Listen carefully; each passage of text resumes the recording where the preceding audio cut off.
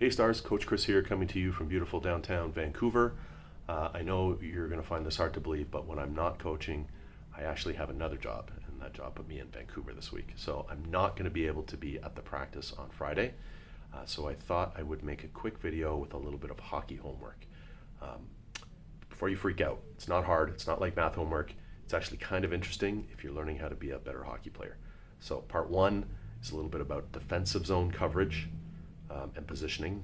Part two is about filling lanes, which is a fancy way of saying we can't all go to the puck at the same time.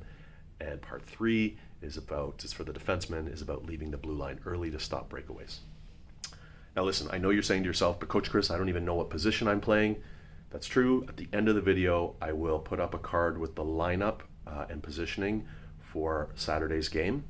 If you find yourself in a position that you would rather not be in, that's okay. These are not the positions for the whole year. This is just for the first game, and I promise you'll get a chance to try other positions for the first couple of games when we all figure out who's best in what spot, so don't worry about that, okay? Anyways, take a look at the video, and I will see you guys on Saturday at the game. Hey guys, Coach Chris here with a little bit of hockey homework before our first game on Saturday. So we have not had a lot of time to practice positional hockey. So I want to give you guys a chance to watch this video, and I'm going to teach you 3 things that I want you to try to remember for Saturday. It's not the end of the world if you don't, but this is just some very basic positioning that we want you to be aware of before the game. Now, Coach Tony will be working on some of this stuff on the ice on Friday night, but I wanted to give you guys a quick overview right now in this video so you'll know what he's talking about on Friday. So first of all, in our own end, you can see that I've got a puck down in this corner right here, and I have our goalie, Skylar or Ben, already standing here. So what I want to do is I want to show you how the other team will probably look when they are in our end. Okay, so you're going to have a guy, this X right here, you're going to have a guy in the corner trying to get the puck, and you'll probably have another guy from that team trying to help him. Okay, you'll almost always have a guy from the other team standing in front of our net in the danger zone, and then you'll probably have both of their defensemen standing by the blue line because they'll want to keep the puck in. Okay, so where are you going to go? So let's just say you are the right defenseman. So if you are our right defenseman, your job is to be in this corner battling for that puck and trying to get the puck, okay? If you are our left defenseman, guess where you should be? You would be in front of the net guarding against this guy right here, okay? If you are a centerman on the ice, you should be in here helping our right defenseman try to win that puck battle against those 2 guys. So if they have 2 guys in there, we want to have 2 guys in there. Okay? If you are the right winger, you're probably going to be standing up here. I don't want you to go down in the corner and help because we already have 2 guys down there trying to get the puck. Your job is going to be to wait here to see if that puck comes up the boards from one of our guys, and then you can take it and skate it out of the zone or shoot it out of the zone. And if you are the left winger on our team, you're probably going to be somewhere in here. And that's because the other defenseman here might come down and he might stand in this area right here.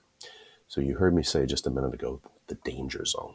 So basically, I'm really only concerned with this part of the ice right here. Okay, I want to make sure that we have for sure at least one guy standing here, and maybe we have the winger standing here. Okay, so what does it look like if the puck was to go to the other corner? Okay, so let's just imagine somehow this puck gets over here.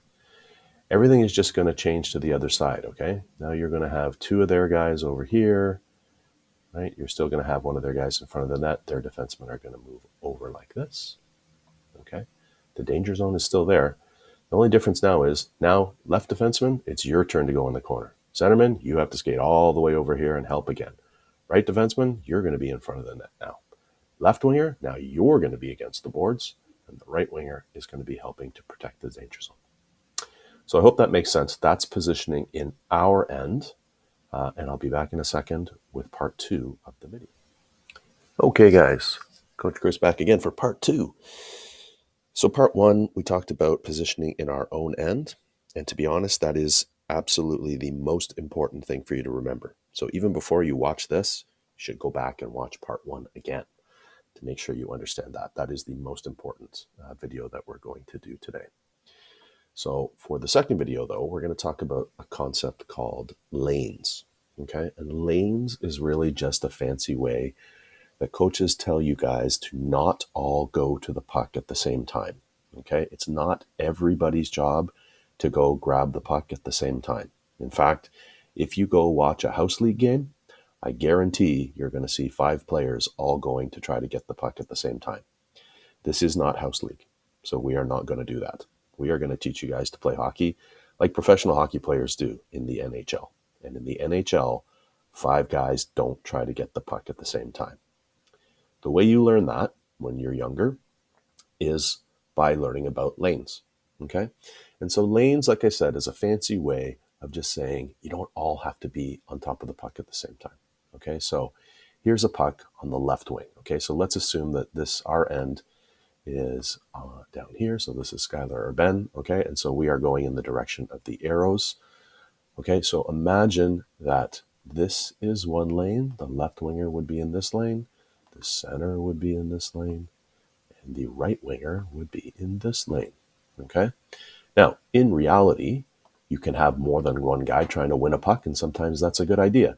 So you might have the centerman come over here with the left winger. It's okay to have 2 guys in a lane, you can see, right? And when that happens, this lane in the middle is empty. And so what I would want to see is the right winger come closer to the puck in the middle lane of the ice.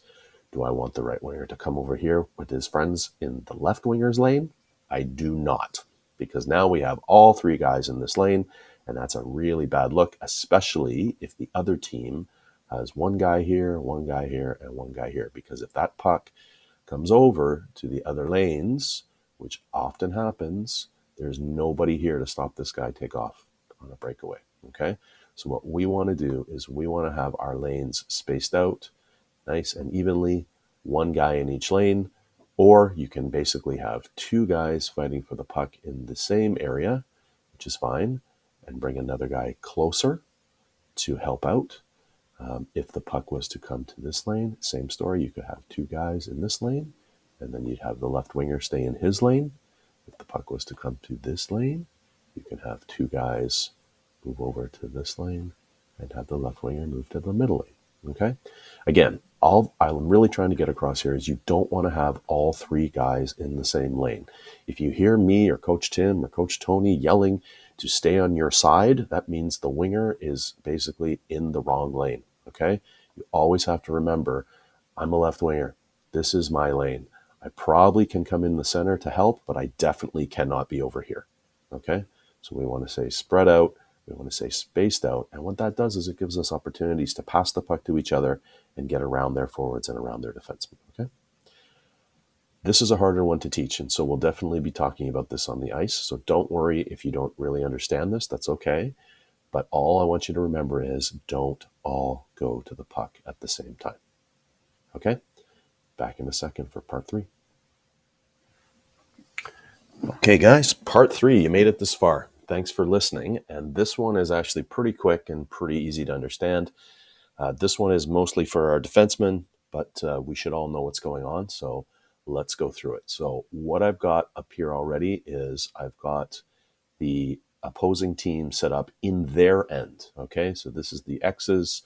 Let's say they've got the puck in the corner and they're just going to start to move out of their zone. So let's talk about where we probably are in this whole setup here. Okay, so chances are our center is probably battling down low with the puck here. Same thing with our left winger, since this is his lane, you will recall from the last video. Our right winger is standing in front of the net where he always should be, now in their danger zone, which is awesome. And then let's talk about where our defensemen are. Okay, so first of all, our left defenseman is on the blue line here, and our right defenseman is in the middle of the ice right here. And this is really what I want to talk about in this video is 2 things, is the positioning of the defenseman and what to do as the puck leaves the zone. and over the blue line. Okay, so all I want to let the defenseman know here is you guys need to slide back and forth on the blue line. Okay, so skates right on the blue line or just inside. Like I've said here, you've got the puck in the left side. If the puck was to move to this side of the ice, you guys are sliding right across, but staying in that position just on the blue line or just barely inside it, okay?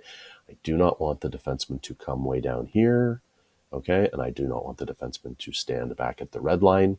If the puck is in the zone, you should have your skates just inside the blue line. And as the puck moves from side to side on the ice, now it's over here, you guys would slide over to cover that side of the ice. Okay, so just back and forth on the blue line. Pretty easy. Now, what happens if we lose possession of the puck and all these X guys start coming up the ice and they've got the puck and they're all leaving the zone together and our guys are caught behind and they're having to back check, so they're having to skate back, but they are behind the puck. Okay, this is the number one mistake that most defensemen make at this point, okay? As that puck starts to come out, you go towards the puck to try to get it from this guy. Either that defenseman or maybe this defenseman comes in and tries to get it, okay? I'll tell you why that's a mistake. If you miss or you miss, all of these guys are gone and it's a breakaway, okay? My goal as a coach is to give up no breakaways. Let me say that one more time. No breakaways this year. Okay. Most goals are going to be scored on breakaways. And if we don't give up any breakaways, there will be way, way less scoring opportunities for other teams. So how do you give up less breakaways?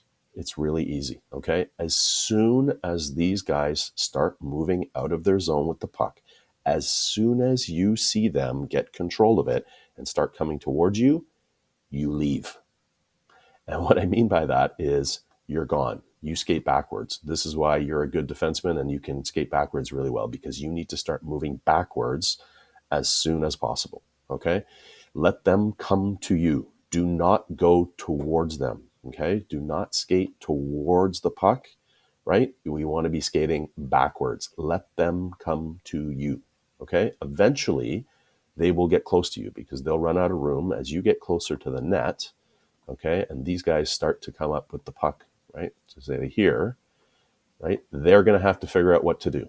Okay, and your job at this point is to keep them to the outside of the ice. Okay, so don't let them come through the middle. You want to keep them outside, and you just do that by standing in the middle. Skate backwards, skate backwards. Now, the one thing I will say is you can't skate backwards forever. So you can't skate backwards right into our net. That would be a bad idea. Okay, somewhere around our blue line, that's when you make your stand, okay? That's when you try to poke check the puck off the guy's stick, or you just skate with him so he skates into the corner. He's going to run out of things to do, okay? He's going to have to make a decision. If he tries to go in the middle, right, you're going to be there, stick on puck, and he loses the puck, right? He may also try to skate around you to the outside. That's okay. The outside is not the danger zone. I'm okay with that. So if you stay with him and he has to skate into the corner, great. You've done your job and he's nowhere near our net, and I'm a happy coach, okay?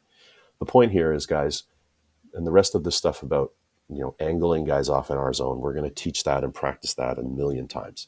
But the point really that I'm trying to make is when you are standing on this blue line and these guys start coming towards you, don't try to get the puck here.